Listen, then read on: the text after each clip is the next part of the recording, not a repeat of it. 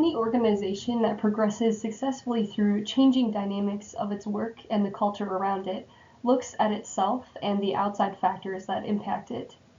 Utilizing the SWOT method allows the organization to look at its internal strengths, weaknesses, and external opportunities and threats. We intentionally take time out of the busy maintenance work of our parishes in order to reflect so that we can analyze our efforts and set goals. This time of reflection ensures that we are constantly working to stay on mission. We analyze what the reality of our parish and cluster is.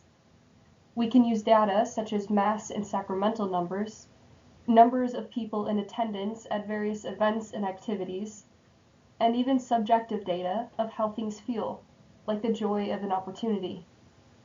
With this review, we set some goals for our future. Short-term goals to keep us moving forward on mission, and long-term goals to help us sustain what we're working for. If we don't take time out of our busy maintenance work to really look at what is happening and what opportunities we have, then the parish unfortunately keeps doing what Bishop states in his pastoral letter, quote, "the same thing over and over again, expecting different results," end quote.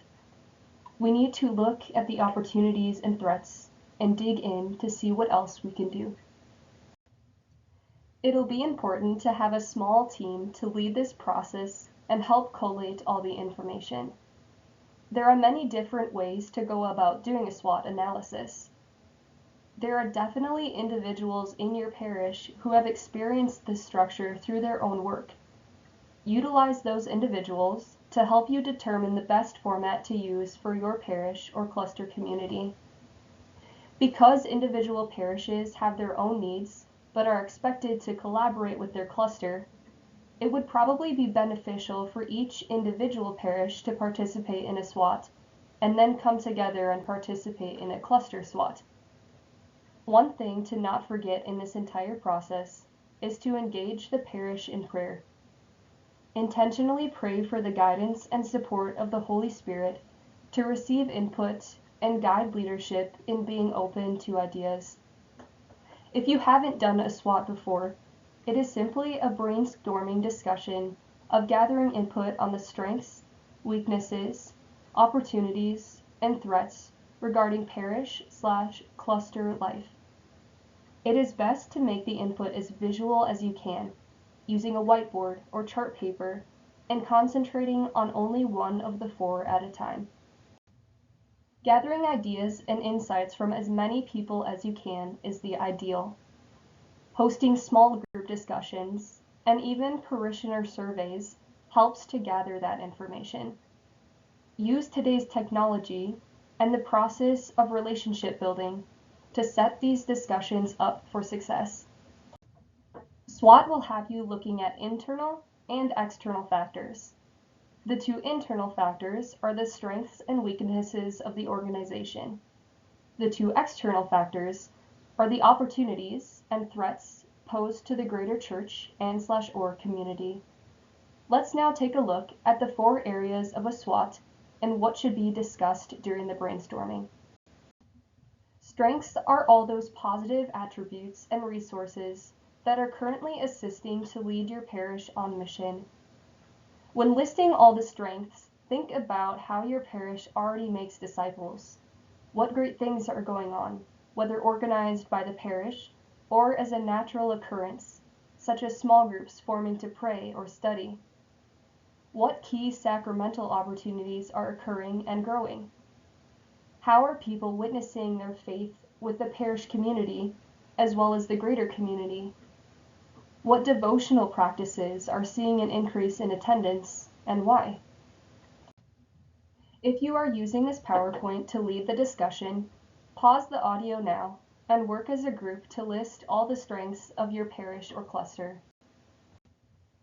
Weaknesses are those negative attributes and limitations within your parish that hinder or stifle evangelization.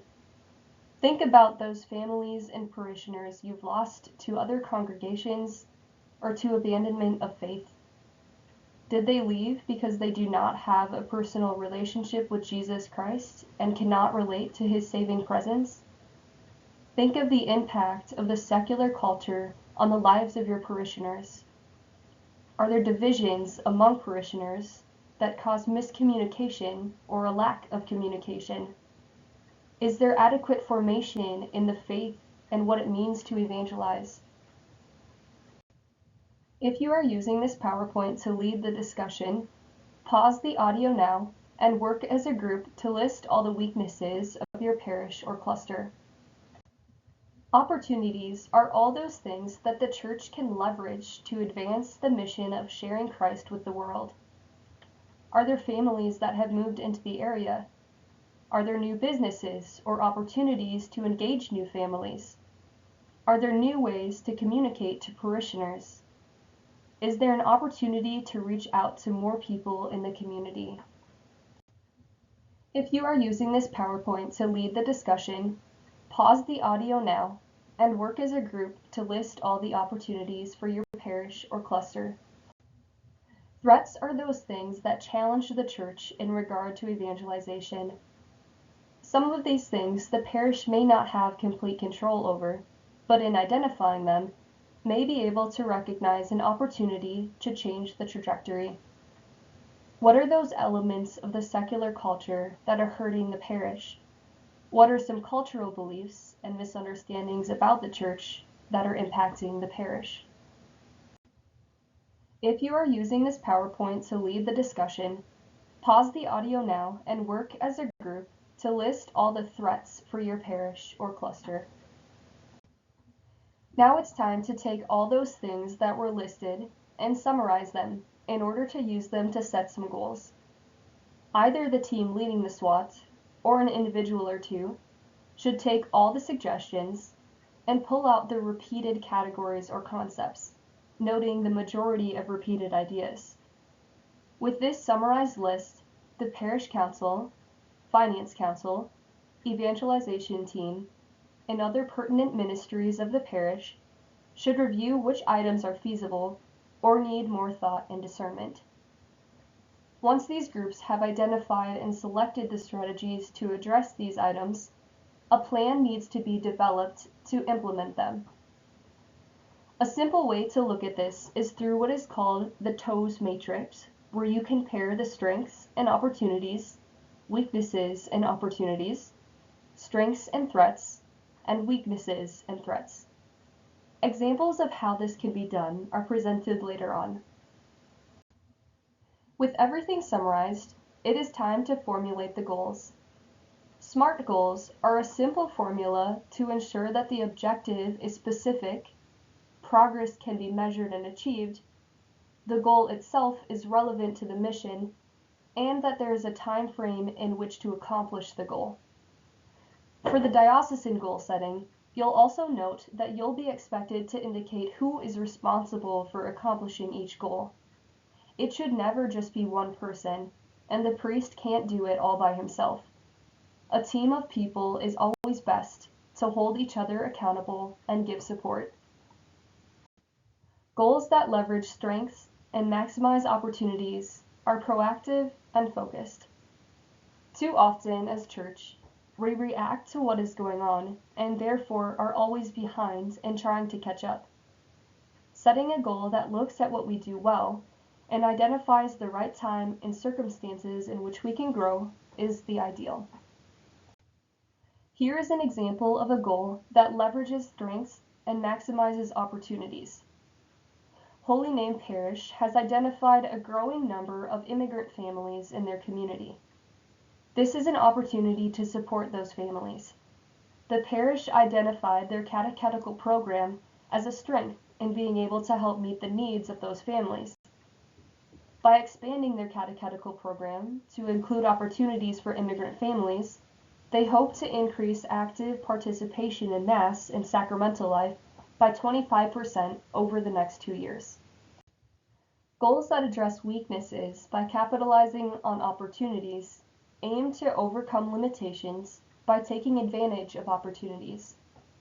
Sometimes it's easy to identify our weaknesses, and sometimes we push to ignore those weaknesses, either because we don't know they exist or because we don't want to look like we're failing.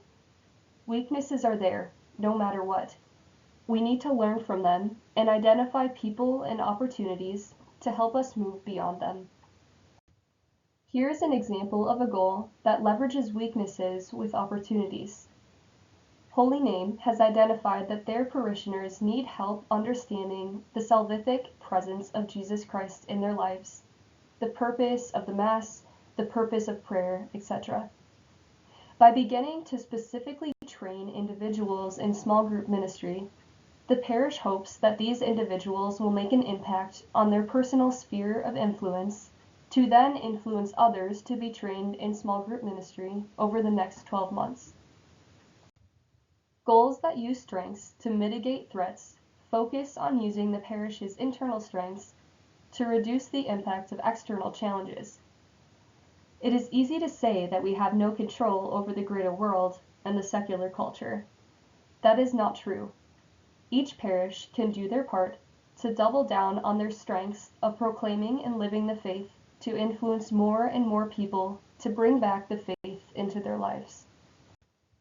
Here is an example of a goal that leverages parish strengths to mitigate external challenges.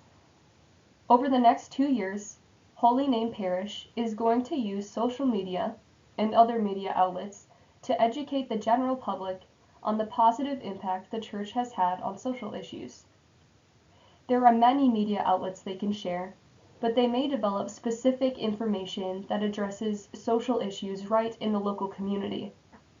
With a very educated society that receives the majority of their information via social media, why not engage the Church in educating the populace from a moral basis?